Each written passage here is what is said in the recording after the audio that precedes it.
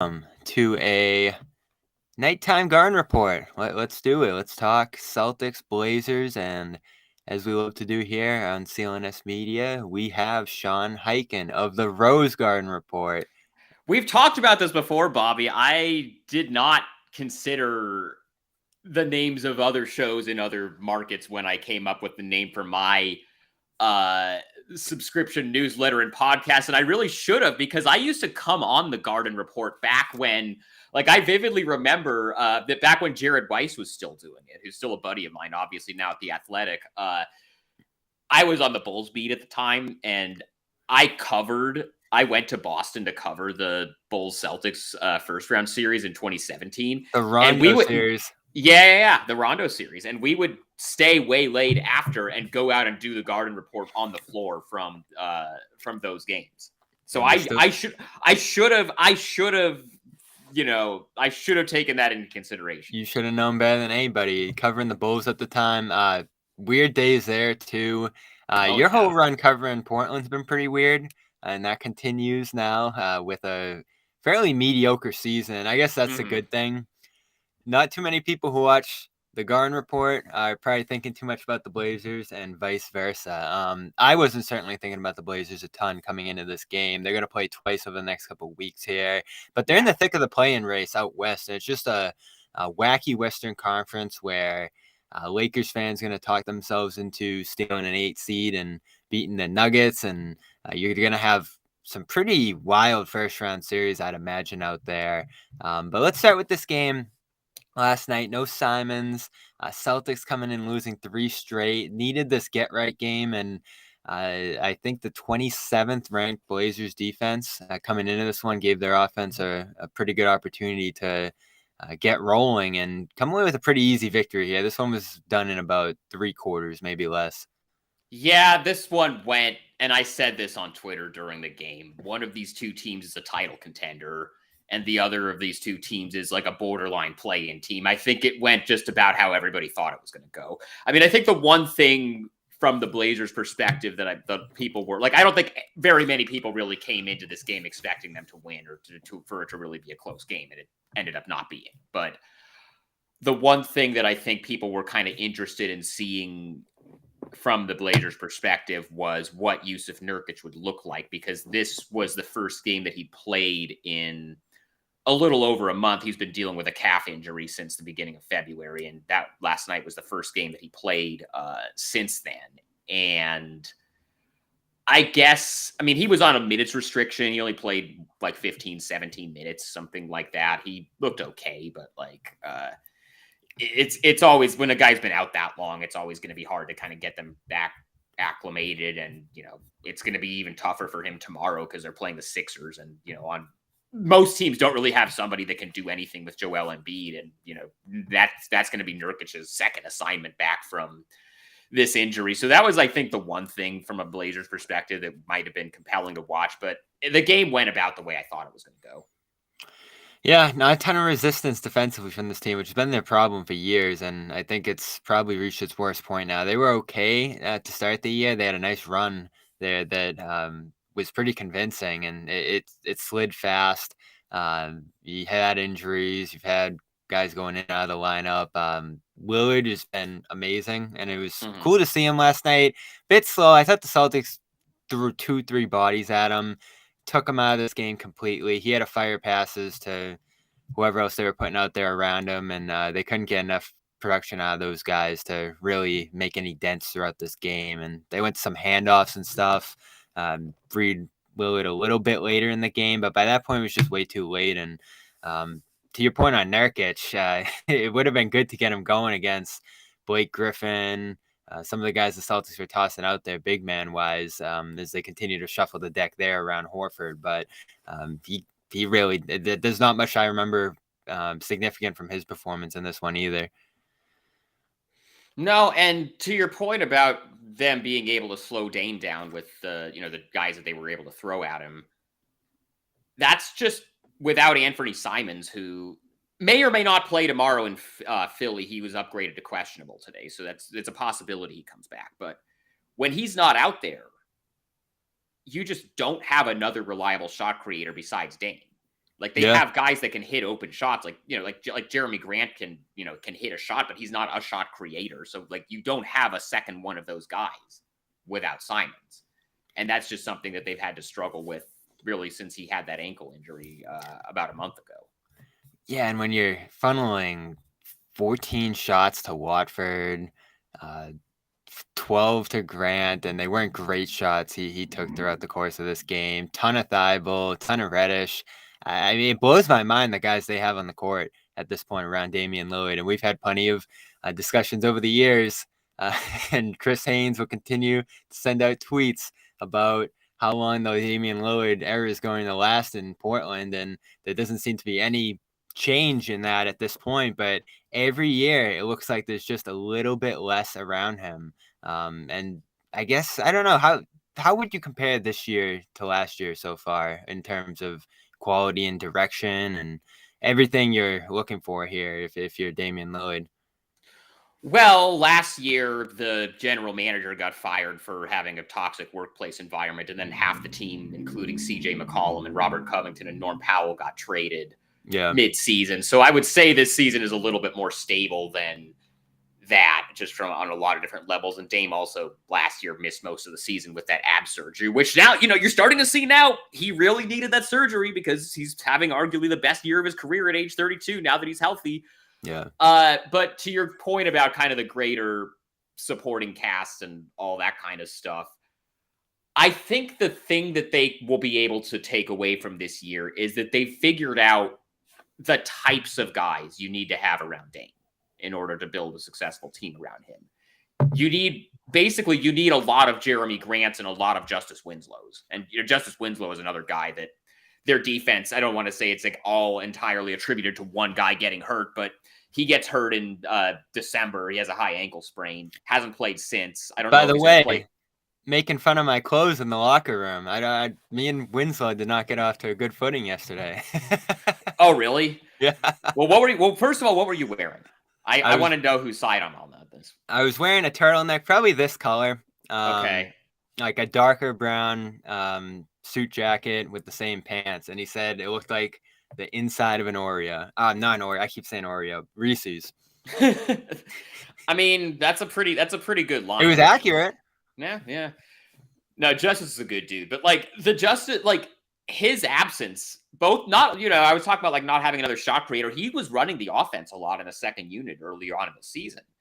And also just, the ability to guard, different positions. They figured out this year that the way to build a team around Dame is to have a lot of guys like that, like big athletic wings that can defend multiple positions. So they're going into this offseason, they basically need more Jeremy Grants is basically the idea. I don't know what they're going to end up doing, but the thing that is there kind of every year of like, oh, when are they going to get Dame more help? When are they going to get Dame more help? I think the idea, just based on what I know and what I've heard and what they've said, this summer is when they're going to try to really, whatever the big swing might be, whatever the trading multiple draft picks and young players for like a real second guy, whoever, I don't know who that might be. Like, the absolute like apex scenario is like, what if the Sixers lose in the first or second round and James Harden goes back to Houston, as people are saying he might? Like, what might that mean as far as who might come available? Or like, what if Pascal Siakam like the Raptors decide to move him? Like, whoever the next like real needle mover guy at that level might be. The Blazers feel like, with Simons, with Shaedon Sharpe, with, all these draft picks, whoever would have to be included, they feel like they have a competitive offer for whoever the next real, like, co-star for Dame is. And I think the plan this summer. How about Wembanyama? Well, I mean, they're probably not going to make the playoffs. So it's not going to be like, they're not going to, even if they went 0-17 or whatever they have the rest of the season, which I don't think they're going to do, they're not going to get close to, the San Antonio, Houston, Charlotte tier of like lottery odds. No. But it's going to be non-zero. But, let's say they, obviously if they were to somehow win the lottery with like the 9th or 10th best odds or whatever, that's going to change some things. But, if they miss the playoffs and they end up with like the 8th or 9th pick, that's another thing you can include. Like I think wouldn't you say that probably Simon's Sharp and the 8th pick in the draft is as good of an offer as there is for whoever the next like guy is? I'm not even sure who that next guy is, and it's solid. I mean, Simons has been awesome.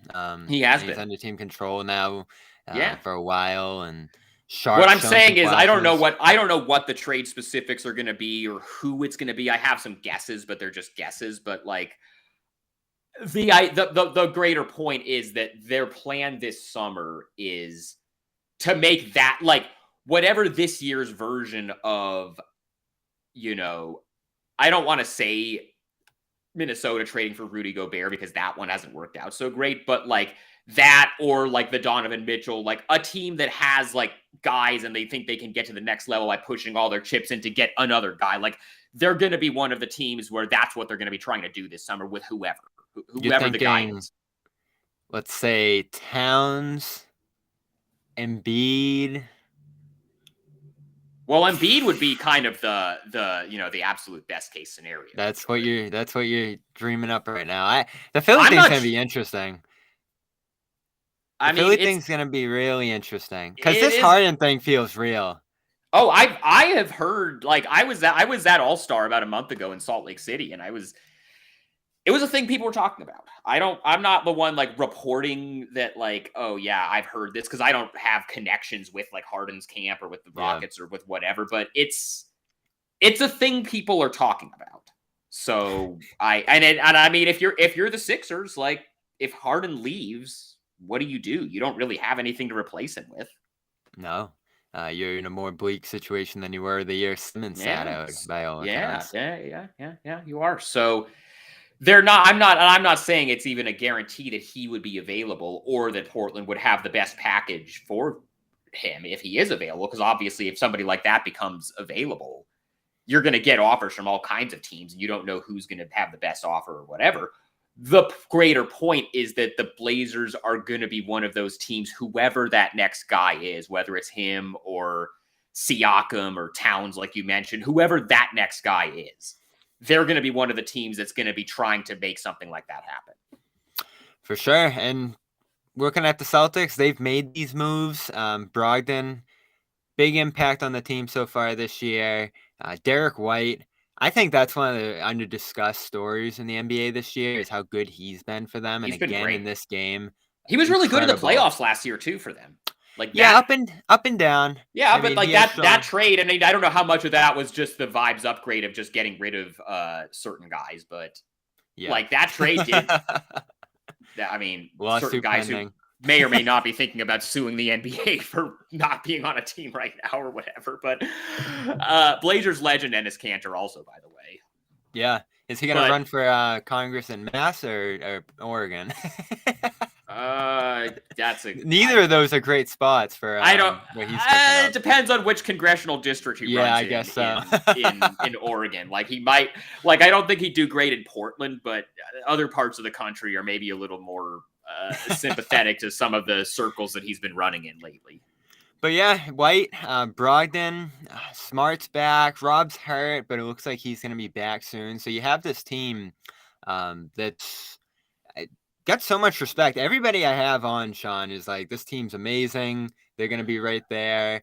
They're probably neck and neck with the Bucks as championship favorites.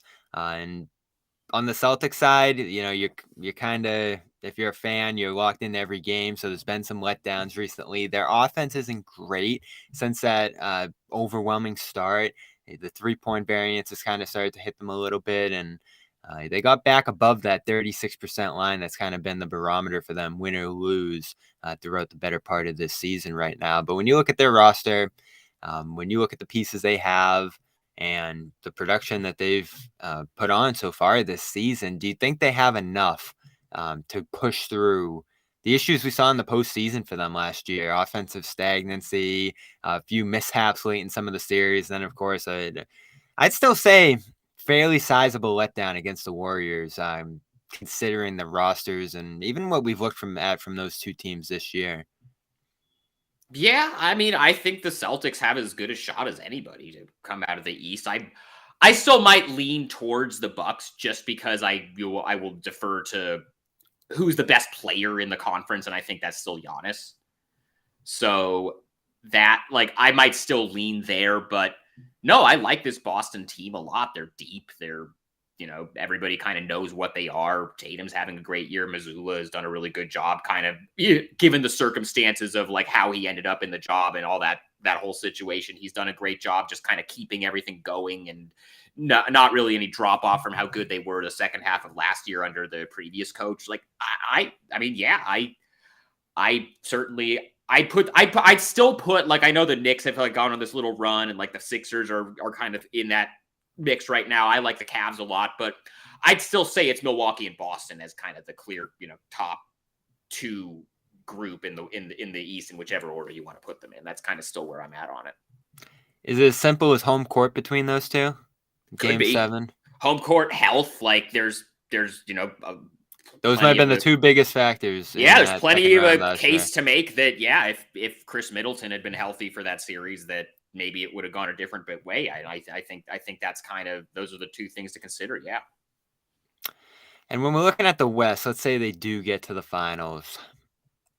I don't know what to expect out of this Western Conference. I don't think anybody does, man. Like, you're just seeing this, like, I watched the Suns game against the Mavericks the other day, and it just looked incredible. It's like, how is anybody going to guard this with Durant and Chris Paul, Devin Booker, and like Ayton? And now Durant's out for 2 weeks after he had just missed a bunch of time with the knee injury. So it's like, are they going to have enough time to get fully, back up to speed before the playoffs? If that, if he misses time, Denver, I think is really good, but like, do they have, the defense is still kind of an issue there. Obviously, with Jokic, like, you like them against anybody, but that's still like the defense you don't know. But Sacramento, even, like, I know probably a lot of people aren't really taking Sacramento that seriously, but I don't see a whole, and I understand it because like they just haven't been there before, and it's like a lot of guys outside of Harrison Barnes. There's a defense thing there too, yeah. Yeah, there is, but there's also like, I don't see, like, if you told me they made the Western Conference Finals out of nowhere, I would be surprised, but I wouldn't be like blown away. Just because of, not even because I think they're that good, but just because there's so many question marks with the other teams that are like, right, there's no Kevin Durant Warriors where you're just like, oh my God, how is anybody going to beat this team? There's no team like that in the West. And so any of those like top 3 or 4 teams, like Memphis, I think we can throw out just because of all this Jaw stuff and also the Brandon Clark. And they had been 2 all year. Yeah.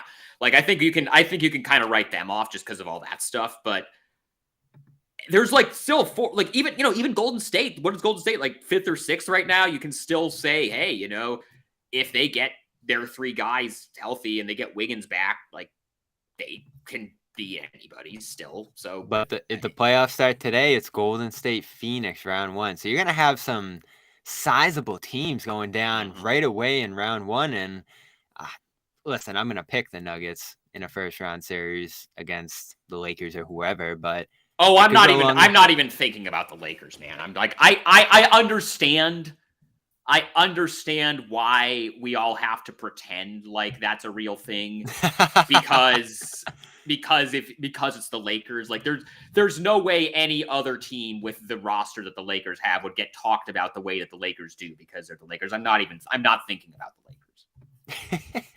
So let's think about those Suns, because I think, and we should talk about the Nuggets too, but the intriguing team's the Suns just because of the possibilities with Durant. And then you just have this weird thing that happens last night where he goes down in the layup line. I've never seen anything like it. It makes no sense. And then you get the report today they can miss the season, the regular season, and maybe some of the playoffs. This is just mind-blowing what happened here, because they're looking good. I love the pieces that they maintained. I know they gave up some good ones in Bridges and Johnson, but you get back to Durant. You keep this bench that I thought was really underrated. And speaking of the Celtics, I thought they made things really hard on the Celtics with their defense. And that's when everyone was out right before the deadline. Paul's back.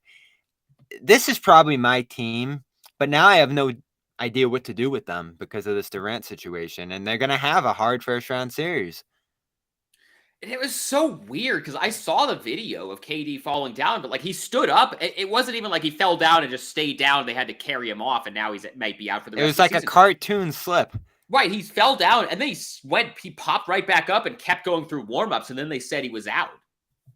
Like, and now it's like, oh, he's out for an extended period of time. It's just one of those freak things. It seems like it was just really bad luck, but he's at the age that he's at where you can't take all this stuff for granted. And it sucks because the 3 games that he's played with the Suns since the trade, since he got healthy from the other thing, he's looked incredible. He's looked like Kevin Durant. And it was like, particularly that Dallas game where you're just like, okay, all right, the Suns have Kevin Durant now. And you know what it was kind of like?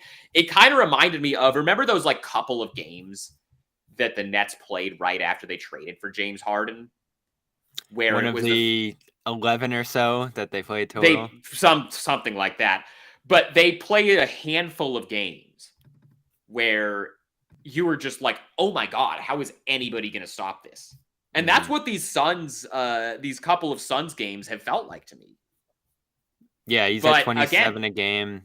He looks like himself every time he bounces back. But it's not just him. It's like having another guy like that takes some pressure off of Chris Paul, who has kind of had to start doing less anyway because of his age. Like Booker is back from his hamstring thing and he's looked awesome. Ayton is getting like the easiest looks of his career at the rim because of having those 3 guys out there with him. They still have a lot of depth. They have other guys like that. You could see like, okay, this team could win the title, but just one of those freak things happens. This is why I'm glad I'm kind of out of the prediction business because you can predict like, oh, this Suns team is going to be unbeatable. They're going to win the title. And then you can't predict Kevin Durant slipping on a wet spot on the floor during layup lines and maybe being out for the rest of the season.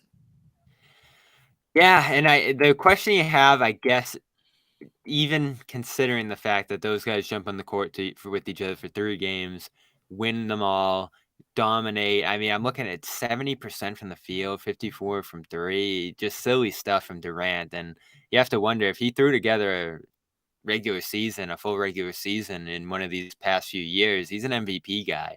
He was at the start of this year. This is that kind of production. And he's able to carry a team like the greats that we talk about in Jokic and Giannis and these other guys right now. But they just got thrown together. So if he's coming back in the middle of a playoff series, effectively playing his 4th or 5th game period with this team, is that enough time to mesh at the level that you need to play at in the playoffs to go on a long run, not to mention a championship? Yeah, and I mean, that's the question that a team like the Clippers has been trying to answer for several years, right? Like, they have the talent. Like, they've got Paul George and Kawhi Leonard, and those 2 guys have looked great when they've been on the floor together. But this is the extreme version of that. I mean, this is like ground floor.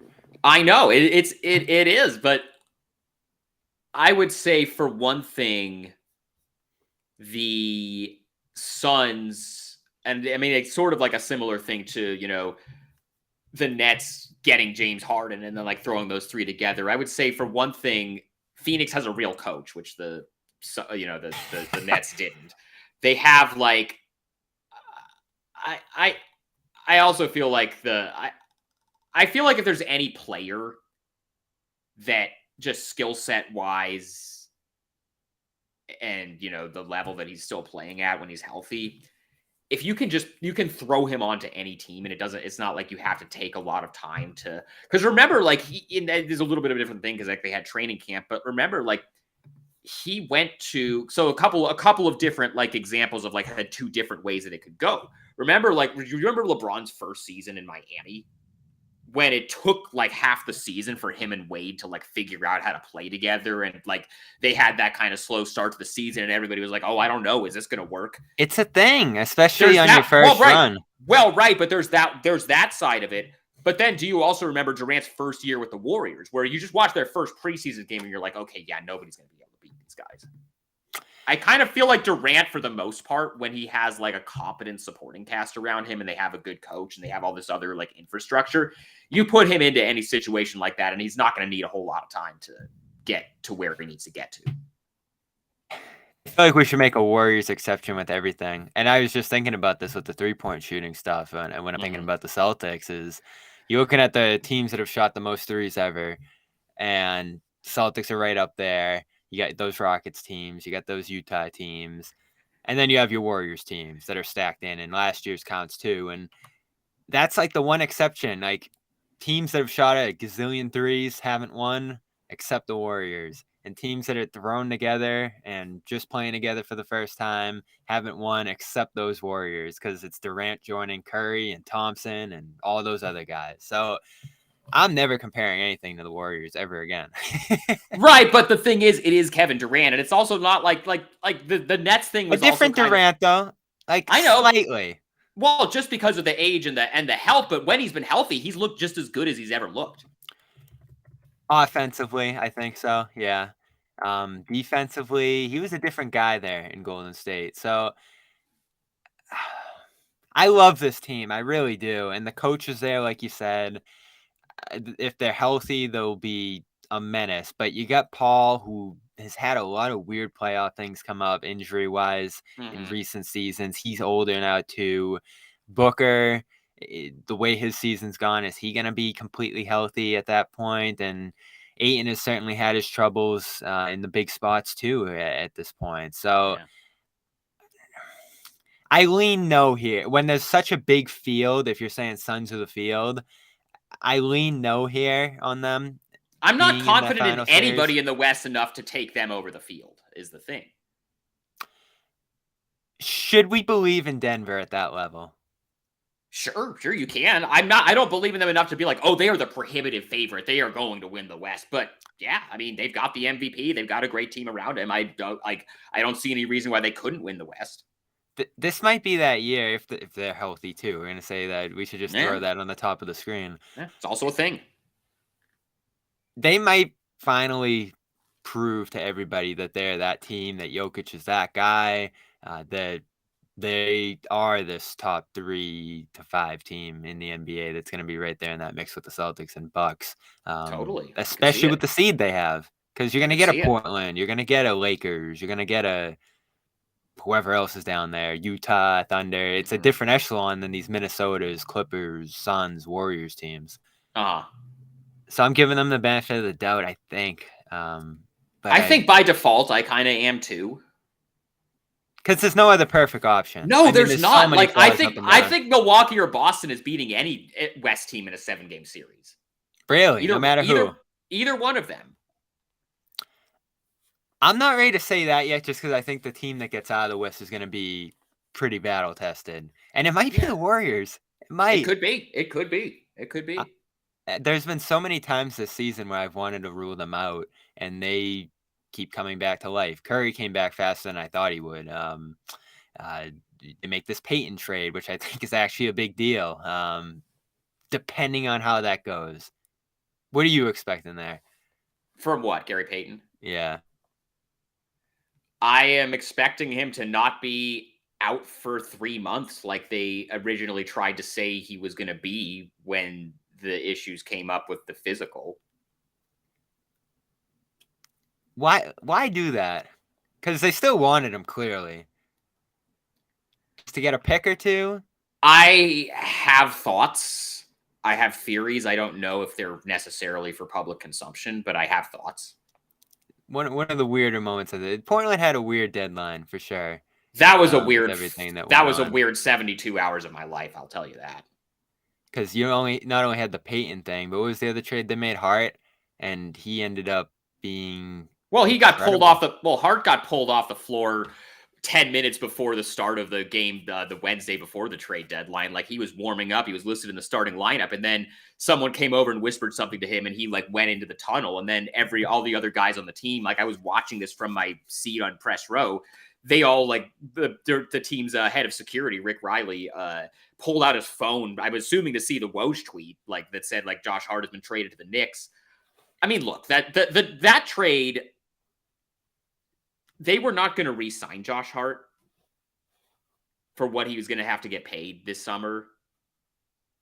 And so to get a first-round pick and Cam Reddish, who I don't, jury's kind of still out on him. He didn't have a great game yesterday, but he's had some good games here and there. They kind of get a free look at him ahead of the restricted free agency. Thibault, I think they do feel like is a guy they're going to keep long-term. So they expanded that. The only really weird thing about the trade deadline was the Peyton thing, which that's like a whole other thing. Yeah, I guess the only reason you even look back at the Hart thing is because of how amazing he's been. He ended up in an absolutely perfect situation for himself. I said this when that trade happened, because I covered the Bulls for a couple of those seasons when Tom Thibodeau was the coach, so I actually know Tom pretty well. Yep. Josh Hart is like the most designed in a lab Tibbs guy that there is. They're wired exactly the same way. So as soon as he got traded to the Knicks, I was just like, oh, that's the best possible situation for him. And he's been great. I love that the Knicks are good too. There's been a good few Celtics-Knicks games the last couple weeks here. Real playoff atmosphere in both cities. Mm-hmm. I want that series. I'm rooting for that as a second rounder, and then let the Sixers and Bucks just rip each limb off each other on the other side. And that could do it. That might be what it takes for the Celtics to get back to the finals. I want to talk about another big injury out in the West, though, which is really unbelievable. Well, I'm not even going to say that again because it's very believable. But first, HelloFresh, HelloFresh.com/garden. Love them. Waiting for my next package to come through right now. Of course, we get our original ones from them, but I've gone back and ordered again and again because you just have so much customizability with HelloFresh. You can try your meats, your vegetables, your fish, which is my go-to, but I want to mix and match, and I can do that with them, which is so easy. Not only the process of doing that, but when it gets to your door, the instructions, the ingredients, everything involved, it makes it seamless. And this is sometimes a daunting part of your day cooking, but this makes it fun. It makes it manageable, and it makes it fresh, which is important as well. You're not eating junk here for the most part. It's fresh stuff on ice to your door, and they're going to give you 60% off plus free shipping when you head over to HelloFresh.com/garden60. That's HelloFresh.com/garden60. We could just play injury roulette here, Sean, but this one is tough because it's another year. I was looking today, 117 games played for Zion in 4 years now. So if this is it for him, not the ankle, the hamstring, we'll fix that. But this injury thing with him just continues, and it feels like it's going to be an every year thing for him at this point, to the point where you're wondering if he's going to have any amount of a career at this point, because it's just something every year. And I don't even know if it's the weight anymore. It might just be the strain, his career so far, and the amount of minutes he's played already from the youth age, as we talk about the load management thing, and the playing style on top of it, which is just so crushing, it seems, on his body. And this team, when we talk about contenders out West, if we were having this conversation in November, December, they'd be right up at the top of the list. Yeah. The Zion thing is just a bummer because he's so good when he's actually out there. He's exactly what he was supposed to be when he was the number one pick and what it was at Duke and all that. And it just, I don't know. I mean, I agree with you. I don't think it's entirely the weight thing anymore. But I don't know. Some guys, some bodies just can't hold up to, whatever. Like that's just, I don't really have anything for you beyond that. Like it sucks. I would love to see a full season. I mean, maybe it turns around eventually. Like, remember, like Joel Embiid is what he is now, but he missed the first 2 entire full seasons of his career before he actually played at all. And then his third year, when he almost won Rookie of the Year, even though he only played 31 games, he still only played 31 games. Like, there are guys where they have these big injury problems early on in their career, and they're still able to, make it work. But then there are other guys like did you read Miran's story about Greg Oden yesterday? No, I saw it though. I haven't gotten to do it yet. Yeah, it's a great story, and she's coming on my podcast tomorrow to talk about it because it's a really good story. But that's a guy that the handful of games that Greg Oden ever did actually play for the Blazers, he was about as good as advertised. Also, he just could not stay healthy. But he had the repeated stuff with his knees and other parts of his body, and it just never went. I certainly hope it doesn't go that way with Zion, but I mean, like you said, it's just been kind of an every year thing for him. I love that comparison because you don't even think about Owen anymore, and the Portland Well, Trail of the all season. anybody thinks about with him is, well, they took him ahead of Kevin Durant. That's like the new Sam Bowie over Michael Jordan. Like that's the way it's discussed. But first of all, that at that point in the where the NBA was, obviously right now that type of like old school center who doesn't have like a perimeter game or is just kind of like a throwback center. That was still the norm at the time. That still was like the type of guy that every team would take with the number 1 pick. And then also he looked awesome. I think he played I don't have the exact record in front of me, but he played the number of games that Roy, Oden, and Aldridge actually played together is like 72, and I think they went like 60-12 in those games. Like they were really good when the 3 of them were together, but it's just that never happened because he couldn't stay healthy, and then Brandon Roy couldn't stay healthy, and it was just like all these different things. With Zion, I mean, you see what it is. There's like with how good he is when he's healthy, but it's also just the way he plays and his size. It's not that surprising that he's not the most durable guy that there is. The worst part is that he doesn't even look the same as he did younger in his career when he is out there, because you remember him flying around with blocks at Duke and out to the perimeter, and the defensive upside he seemed to have at that point. And even when he was playing early this year, and the offense is never a question between the playmaking and the explosive finishing, but I just remember him getting completely blown by Kelly Olynyk at one point this year, and I was like, because the defense slipped massively. Well, because he misses a whole season with a foot injury, and then he has this hamstring thing this year where he's missed most of the season. And there's a meniscus there too, right? The first year? The first year. It's just a lot of lower body stuff that you just don't want to see for somebody who's that big. But I mean, like I said, Joel Embiid missed his first 2 seasons with a foot injury, and then his 3rd season with a knee injury, or like not his whole 3rd season, but like part of his 3rd season. And then he's still, since then, I mean, he misses games here and there. He hasn't been the most healthy, but he's still able to play, most of the games most years now, and is as good as he is. So it's possible. And the other thing I saw today, Lonzo, I guess a 3rd surgery. You want to talk about comparisons between those Blazers guys and guys like the Lonzo just feels like a Brandon Roy situation to me. I don't know if that's ever gonna get right, which it sucks because the Bulls were so good the first half of last season when he was healthy. I know.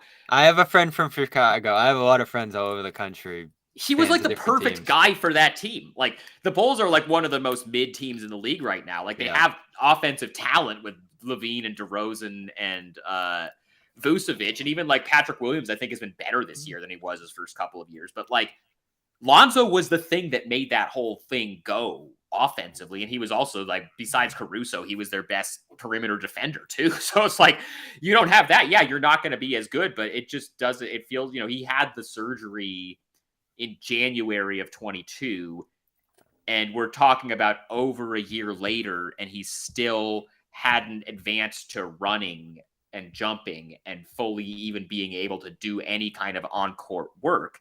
And now we're talking about, he might have to have another surgery. I mean, it really sucks because he was like the perfect guy for that team, and his role on that team was perfect. He fit in perfectly. They were so good, and they were so fun to watch when they had him. And I don't know if we're going to see him again. I hate that injury. You hear it and you go, because of how many bad outcomes it's had for guys. Kemba. I'm worried about Rob. And that doesn't get talked about enough, I think, that he had that removal surgery and didn't quite look the same this year to me. Good, that's the one. Great. The removal is kind of a like that. That's the thing about it is like there's a couple of different like there's the one because I covered the Bulls. I wasn't there when Derrick Rose tore the ACL, the first one. But I was there. He had a meniscus too, though, right? Yeah. He had 2 different. He had it twice. The first time, he had it like 10 games into the season, and they opted to do the repair surgery that's like a 6-month recovery time where he missed the whole season. The second time they did the removal. And it was just, it's one of those, I mean, that's the one that they did for Brandon Roy back in the day too, the removal one, which is why by the end of his time, he basically had no meniscus left in either of his knees, and his career was over at 26 or 27 or whatever, he however old he was when his career ended. And, Russell Westbrook is another guy who's had both. And, for a while, he was kind of an alien where like he would just like be back like way before any of this stuff, he was supposed to be back. And I'm sure there's some collective stuff that's caught up with him though. With Westbrook, yeah. Physically, yeah. Yeah. And this is what you worry about with the guys who are flying around and using all that athleticism as and especially with like game. Robert Williams, like you're like with bigger guys, like centers, like those guys' bodies don't hold up usually. Yeah. I'm worried about Rob this year, and he seems to be an X factor for them. Yeah. Can they win? He gives them so much defensively. It becomes a lot harder. Like he gives them so much defensively. Like there's so much stuff you can't do if you don't have him. So they say it too. I mean, they're like, oh, there's stuff we can't do when he's out there versus when he's not out there. And I still remember that scheme last year that they were running where he was just guarding perimeter guys and flying in and help side, and he was doing different things last year. I mean, they won 22 or 25 when he was playing last year, which I still look at last year's team and say they were a little more forceful, a little more dominant, and a little more consistent. Even though this team might be better per se record-wise when the year's done, just because of the overall consistency and the hot start that they had versus the terrible start last year. But the injuries in this league, man, every year it feels like multiple stars are out for the playoffs, and it goes back to this debate about load management and is it working? Is it a problem? It doesn't need to be addressed in the awards race. I wrote about it on Boston Sports Journal last weekend in my notebook, talking to some of the union guys, and of course they're saying it's on teams. Teams are leading the prerogative on a lot of this stuff, and not seen as an issue. I doubt that the union's going to want a games played standard for awards, and it's probably dubious whether guys are just kind of sitting back, relaxing, and taking games off anyway. This has to be a sports science thing, but I think it's hard to understand as a fan when you're watching this. All these guys sitting out all the time and still getting hurt. It is. I mean, there are people, with the league and with these teams that get paid a lot more money than we do to have to figure this stuff out. I certainly don't have all the answers. I will say I do agree that for the most part, I mean, obviously there are going to be different guys who are exceptions or whatever, but for the most part, it is the teams and the medical staffs that are pushing this stuff and not players saying, yeah, I just don't feel like playing. Like that. I do think that's kind of a misconception that's out there about these guys. But I mean, to me, I think, and I've thought this for a while, I just think 82 games is too many games. That's what they're going to have to come together and make a tough decision on, right? And right, but the problem, it's not going to happen because the players don't want to have their salaries lowered and the owners don't want to give up the gate revenue for the extra games. I do think the one is, I forget who it was that I saw on Twitter that made this point the other day. It might have been Seth Partnow, who's a buddy of mine who, knows about a lot of this stuff. I do wonder if all of the RSNs go under, like with this whole Bally thing that's going on right now. If they all go under and the league has to kind of go to a different model for like how to broadcast the games. The big reason why they've never gone away from the 82 games is because all of these contracts with the local TV stations and providers are based on the amount of inventory of the number of games. If you go away from that model, you don't have to have 82 games anymore in order to make the same money. So I wonder if the RSN model going away, if that were to end up happening in the next few years, if that might make them a little bit more open to, hey, maybe there are ways we can make the same amount of money while playing fewer games. And maybe that's something that we can look at. I think that's something that might come into play at some point. expansion might balance that out too. Whatever influx of money comes in through that. Well, there's going to be an influx of money. Like I don't know. I don't know what the numbers are, but like you saw what the Suns just sold for. I think that teams in Vegas and Seattle will get at least that. Yeah, and I don't know if extending the season doesn't seem in the cards at this point. They've already kind of stretched it out quite a bit here, starting earlier, and it still goes pretty deep into the summer the way it is right now. I wouldn't Just mind get it to 72. 70 or 72 and just have it go over the exact same amount of time and just like eliminate back-to-backs. That feels like The back-to-back's ridiculous because every team hates it and blows it off to some degree. Mm-hmm. And it ends up being a terrible product anyway.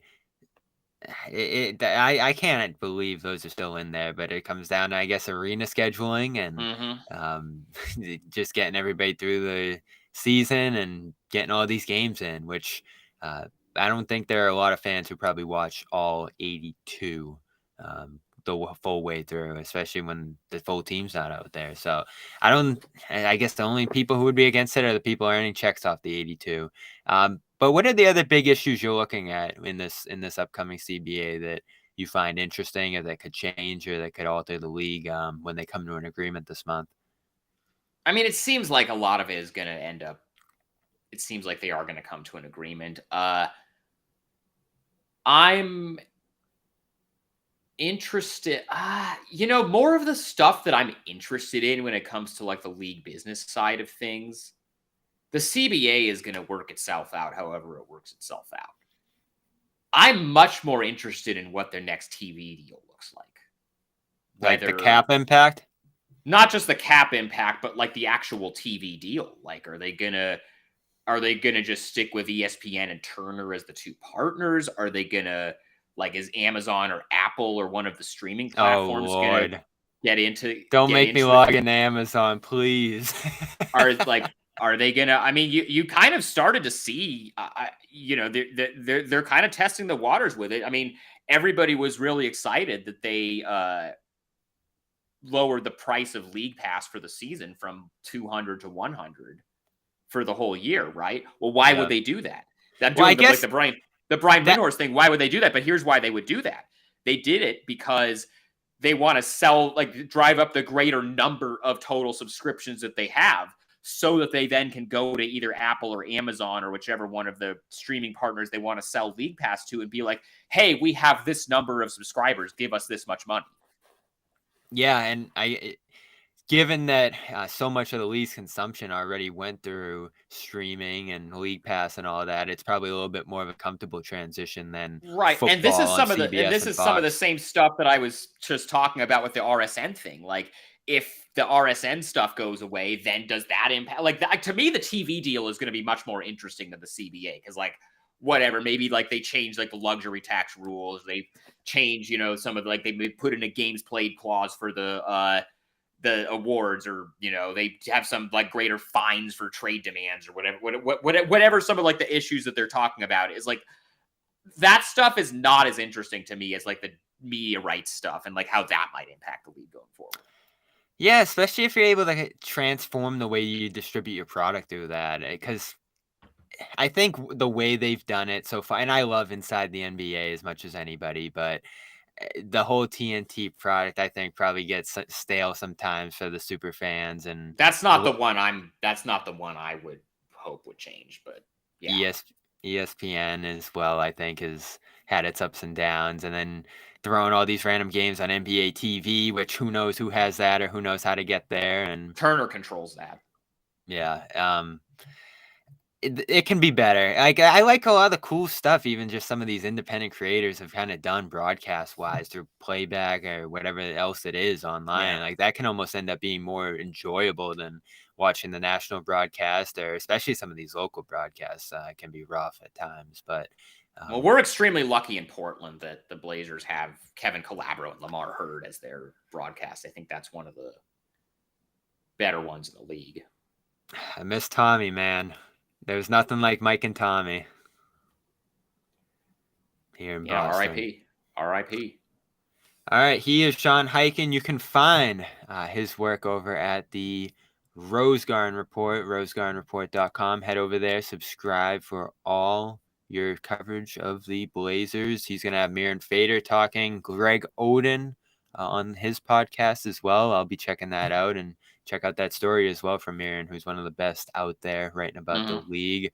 Always good to talk to you, Sean. There'll be another one in about a week or two, I think, between these two teams. So everybody stay tuned to his coverage for that and ours as well as this West Coast trip begins. Starting in Atlanta, 6-game road trip that's going to go from east to west. So we'll have post-game coverage of all that here on the Garden Report. Of course, show our other sponsors some love. Athletic Greens, athleticgreens.com/garden. You're going to get a year's supply of vitamin D, immune boosting, 5 free travel packs, vitamins, minerals, adaptogens, probiotics, and more when you head over there. Just the ultimate nutritional insurance that has cool gear. You're going to be able to store it in, drink it in each morning. And again, these bonus year supply of vitamin D and 5 free travel packs when you head over there, athleticgreens.com/garden. Check out the reviews. And of course, subscribe to the Garden Report, where you get your podcast. Subscribe to CLNS Media, Celtics All Access. Sean, appreciate you. And I will talk to you soon. Always good to talk to you.